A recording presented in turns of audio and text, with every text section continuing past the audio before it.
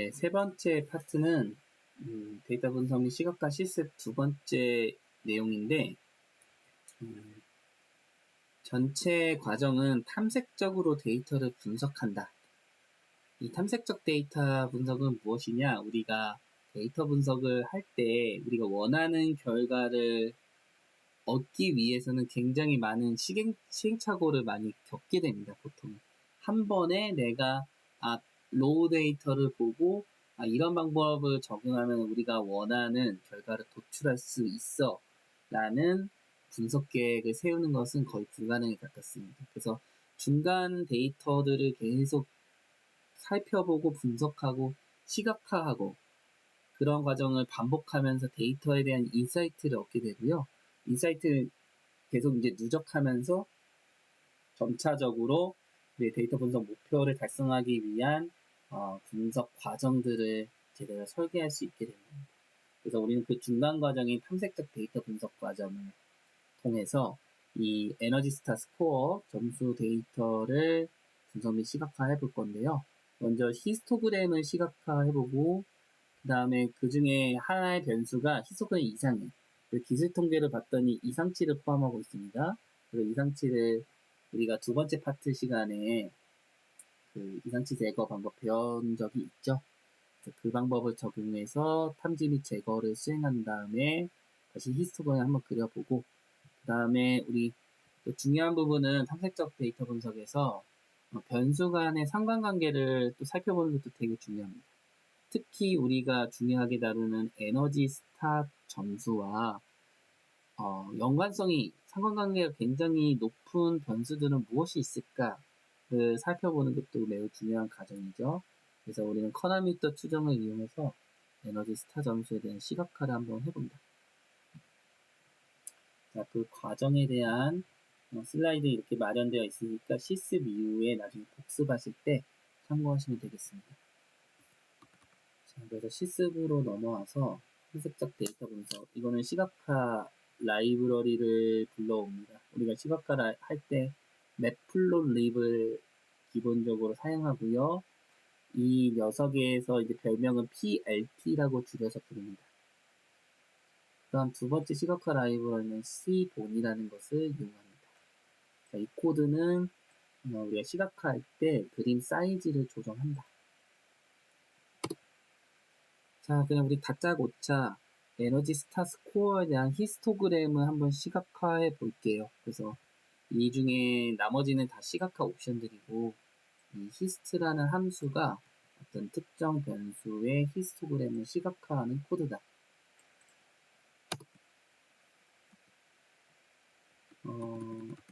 시각화를 해보면은 이 창에 보이는 결과가 에너지 스타 스코어의 분포를 나타내는 히스토그램 분포. 그래서 이 각각의 구간별로 해당되는 빌딩의 빈도를 나타내고 있는 거고, 결과를 보면 어떻습니까? 0점, 거의 사실상 에너지 스타 스코어가 에너지가 전혀 관리되어 있지 않거나 아니면 뭔가 어떤 이유 때문에 0점으로 기록된 비팅의 개수가 상대적으로 많고 나머지는 분포를 보아하니 점수가 에너지 스코어가 높아질수록 조금씩 빈도가 올라가는 경향을 보이고는 있습니다. 그 다음에 요 100점 구간에 비팅이 굉장히 많이 또 빈도가 높은 것을 확인할 수 있죠. 자, 이러한 이제 분포를 기본적으로 가지고 있습니다. 그 다음에 우리 가장 중요한 변수가 에너지 스타 스코어지만 사이트 UI는 만약에 우리가 머신러닝 기술을 이용해서 에너지 스타 스코어를 예측하는 모델을 만들고 싶다. 거기에 가장 중요한 인풋으로 들어가야 되는 변수로는 사이트 UI가 될 것입니다. 왜냐, 이 녀석이 자체가 에너지 소비량과 매우 직접적으로 관련이 되어 있기 때문이죠. 그래서 단위 면적당 에너지 소비량이죠.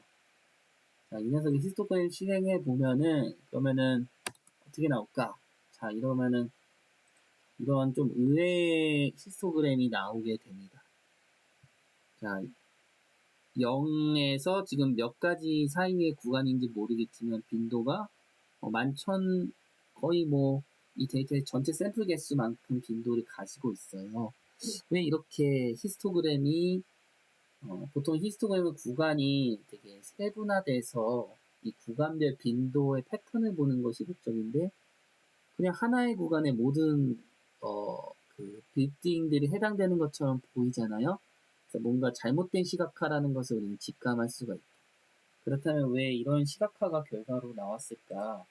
우리가 이 줌인 기능을 이용해서 여기 가장 하단 부분을 살짝 직사각형으로 드래그해서 시각화를 해보면은 조금 줌인하니까 뭔가 다른 게 보여요. 그쵸?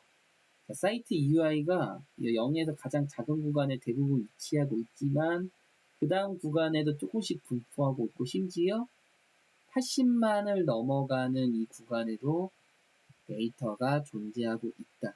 그렇기 때문에 히스토그램은 최소값과 기본적으로 최대값을 기준으로 이 최대값, 최소값 구간을 균등하게 여러 개 구간으로 나눠서 보여주거든요. 그래서 최대값이 굉장히 높기 때문에 이 히스토그램이 조금 잘못된 방식으로 시각화가 되었고 우리 구체적인 내용을 확인하기 위해서 이 문제가 발생한 사이트 UI의 기술 통계를 한번 보고 싶다. 기술 통계는 이런 코드를 통해서 변수를 선택하고 뒤에 describe라는 함수를 이용하면 된다. 그러면 이 변수의 기술 통계량을 확인할 수가 있는데 다른 거 뭐 평균은 사이트 UI가 280밖에 안 되고요.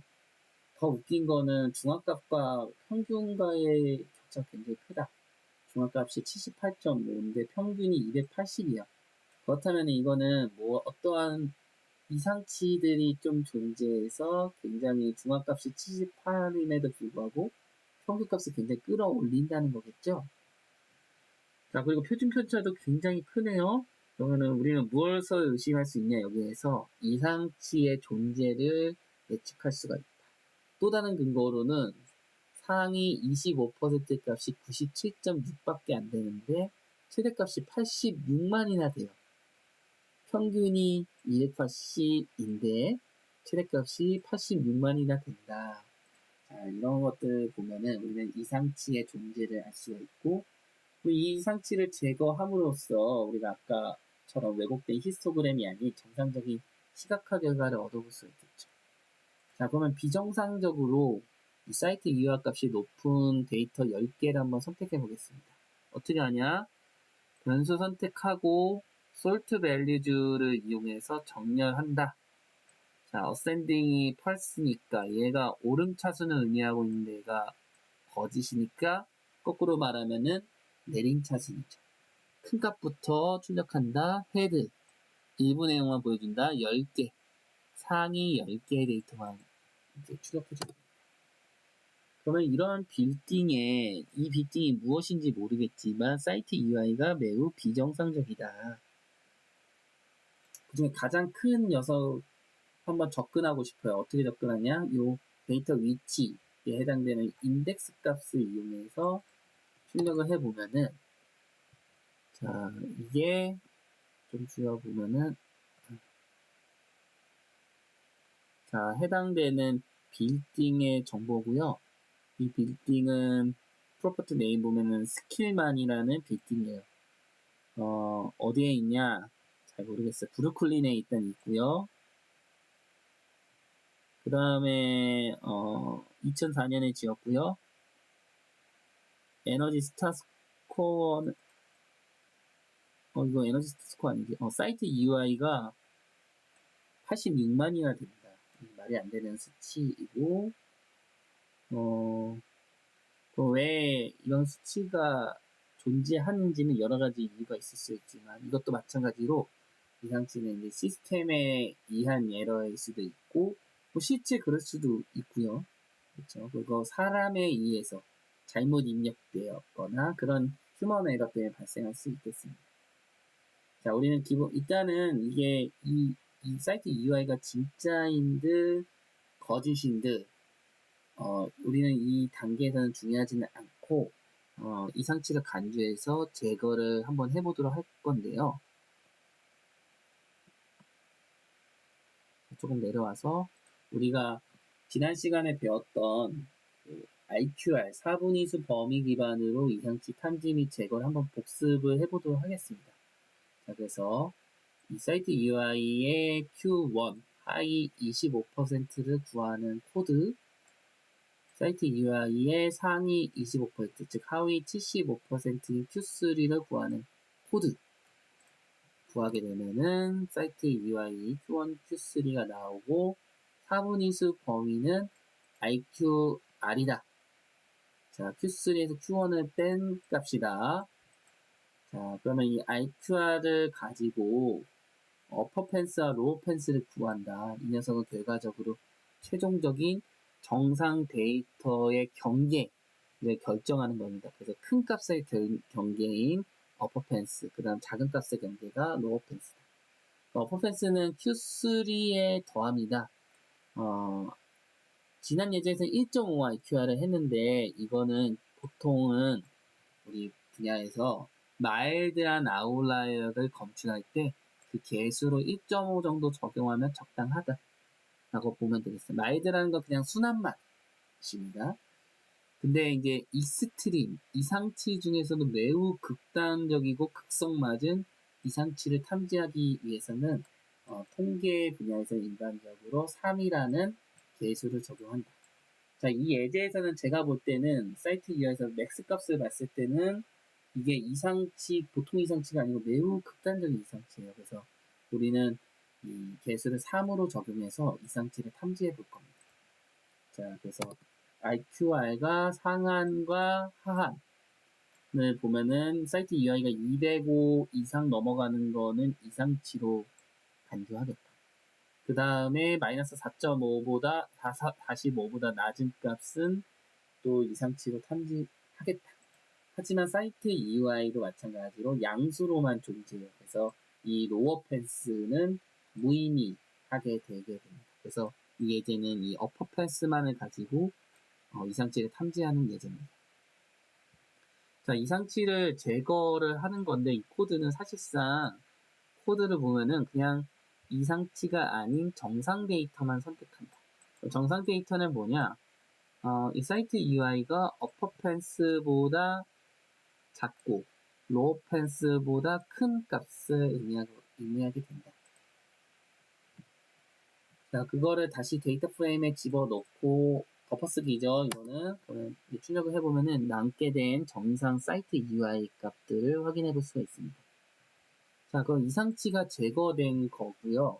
이거는 정상 데이터만 선택했기 때문에.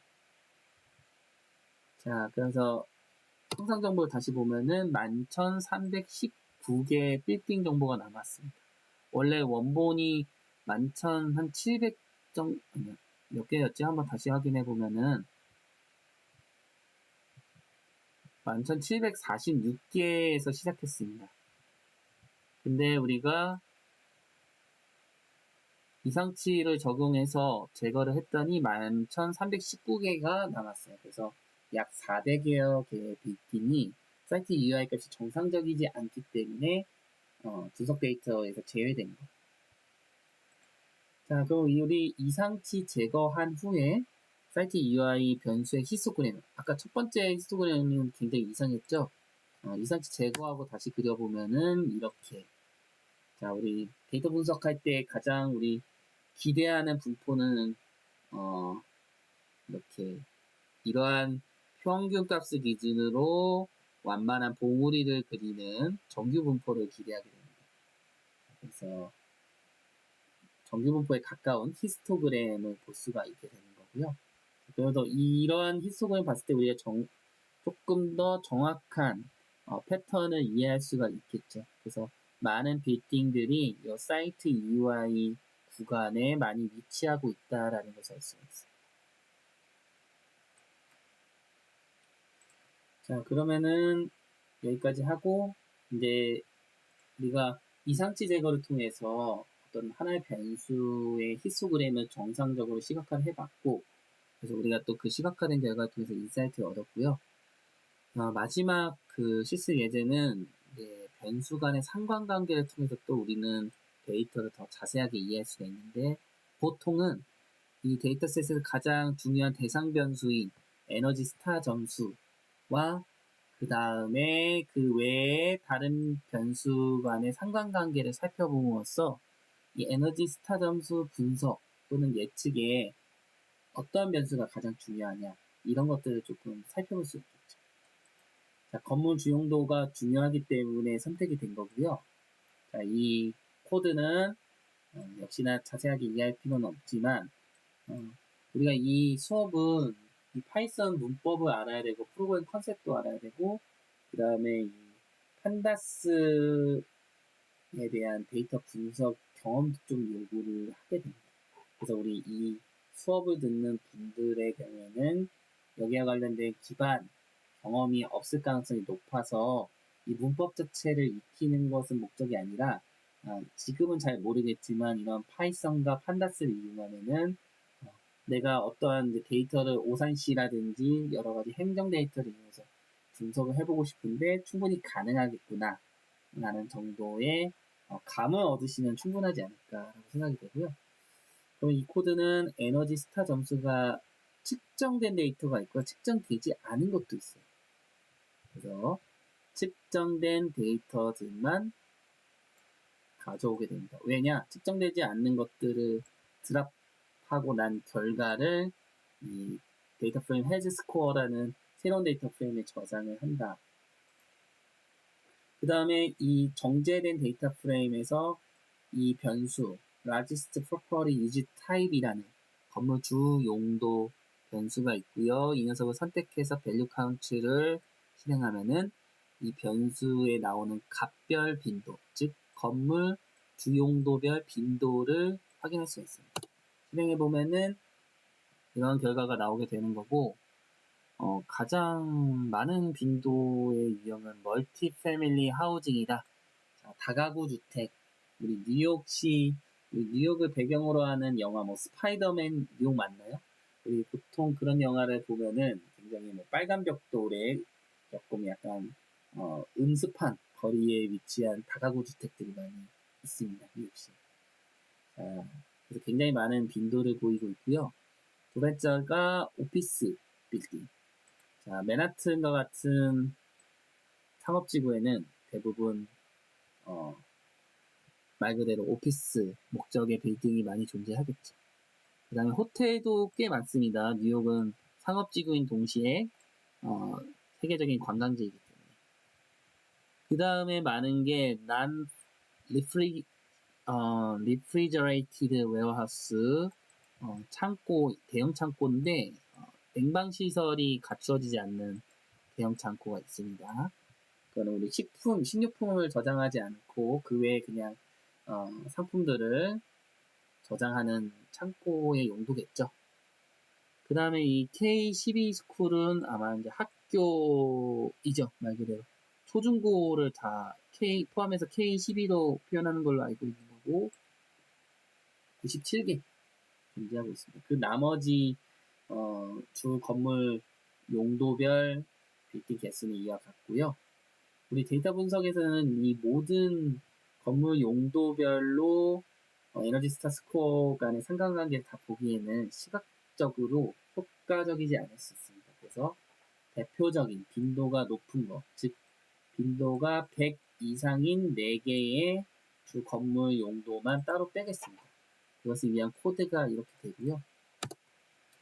이렇게 되면은 이 빈도 100개 이상의 4개의 주 건물 용도 값들을 뽑아왔고 이 값들을 이용해서 최종적으로 건물 주용도와 에너지 스타 점수 간 관계 시각화를 합니다. 자, 각각의 요 타입스 100의 빈도 100개 이상의 건물 용도가 들어가 있고요. 하나씩 가져와서 여기 이 코드를 이용하면은 데이터 셀렉션 한다. 전체 데이터에서 해당 건물 용도에 해당되는 빌딩 데이터만 뽑아온다. 뽑아오고 요 시각화 함수를 이용해서 두 변수 에너지 스타 점수와 주 건물 용도 간의 관계를 시각화한다. 커널 밀도는 이제 이렇게 커널 덴시티 에스티메이션이라고 하고요. 보시면은 익숙한 시각화가 보여지게 될 겁니다. 자, 히스토그램은 실제 데이터를 그릴 수 있지만 이게 커널 덴시티 에스티메이션은 우리가 만약에 관측된 데이터가 많지 않지만 전체 데이터 분포를 한번 예측하고 싶다 하면은 KD를 사용할 수가 있는 거고. 자, 그래서 커널 밀도 추정 결과를 보면은 자, 건물 주 용도별로 색깔로 구분이 되어 있고요. 일단은 멀티 패밀리나 아니면은 뭐 리프리저레이티드 웨어하우스를 보면은 에너지 스타 스코어 요 패턴이 뭐 대략적으로는 비슷해 보인다. 뭐 물론 다르지만 이렇게 보이는 것을 알 수가 있고, 여기 가장 극명하게 다른 부분은 오피스와 호텔이다. 자, 상업지구에 있는 오피스의 경우에는 에너지 스타 스코어가 매우 높은 빌딩들이 많이 분포하고 있다. 당연히 상업지구에서는 어떤 수익을 목적으로 하는 빌딩이고 수익을 목적으로 하는 기업들이 들어가 입주하고 있고 모든 것들이 효율성이라는 관점에서 운영이 될 것이고 당연히 에너지를 매우 효과적으로 건물 에너지를 효과적으로 소비할 수 있도록 많은 노력을 하겠죠. 그래서 상대적으로는 이 오피스 빌딩의 에너지 스타 스코어가 높고 반면에 호텔은 어때요? 에너지 스타 스코어가 굉장히 낮은 이 구간이 아니라 부분의 분포가 굉장히 높다는 것을 알 수가 있다. 덴시티가 매우 높다. 이거는 우리가 호텔을 이용할 때도 물이나 냉방 시설이나 이런 것들을 아낌없이 쓰죠. 숙박비는 비싼데 또 우리가 굳이 아낄 필요는 굳이 못 느끼잖아요. 그래서 당연히 자연스럽게 에너지 스타 스코어가 낮은 경우를 볼 수가 있다. 우리는 그렇기 때문에 건물 주용도 데이터가 있고 이 빌딩의 에너지 스타 점수를 예측해야 된다. 그럼 우리는 이 건물 주용도 이 변수가 되게 중요하게 작용할 것이라고 충분히 예측할 수 있겠죠. 자, 마지막으로는 이제 자치구별 데이터 개수를 구하고 결과적 자치구와 에너지 스타 점수 간 관계를 한번 시각화해 보겠습니다. 이 코드는 위의 코드와 거의 동일하고 이 변수가 라지 프로퍼티 유즈 타입에서 자치구를 의미하는 보로로만 바뀐 것 뿐입니다. 실행을 해보면은 자 이렇게 되고요. 이게 각각의 자치구인데 우리가 뉴욕 하면은 보통 맨하튼이 떠오르게 되는 거고 브루클린도 맨하튼 옆에 있는 또 맨하탄 다음으로 좀 발전한 상업지구라고 할까요? 그래서 되는 것 같고 자 이렇게 봤을 때는 아까 건물 주용도만큼 에너지 스타 스코어와의 그러니까 그 유형별로 이렇게 극명하게 상관관계가 다르진 않는다는 것을 볼 수 있습니다. 대략적으로 패턴은 크게 비슷해 보이기는 해요. 하지만 맨하튼과 브루클린의 상업지구에 가깝고 그렇기 때문에 오피스 빌딩이 더 많이 분포하기 때문에 상대적으로 에너지 스타 스코어가 높은 빌딩들이 많이 위치하고 있다 정도는 우리가 알 수가 있습니다. 자, 그래서 우리가 자치구별로 에너지 스타 스코어도 이렇게 이제 분포하고 있다는 것을 확인을 해 보았습니다. 자, 그래서 우리는 이제 데이터 분석 파트를 진행했고, 그 다음 시각화 파트 세 번째 파트였죠. 그래서, 두 번째, 세 번째가 좀 긴밀하게 연결이 되어야 되고, 사실은 여기서 더 나가서, 이거는 그냥 탐색적 데이터 분석을 하는 거고, 그 결과를 종합해서 최종적으로 모델링을 수행해야 되는데, 이 수업의 이 수업 시간 분량의 제한으로 인해서 우리가 모델링 하는 부분은 다루지 못하게 되었고요. 아마 AI 파트에서 충분히 그 부분에 대해서 접해볼 수 있을 거라고 생각이 됩니다. 그래서 우리 세 번째 파트인 데이터 시각화의 파트에 대한 강의를 여기서 마치도록 하겠습니다. 감사합니다.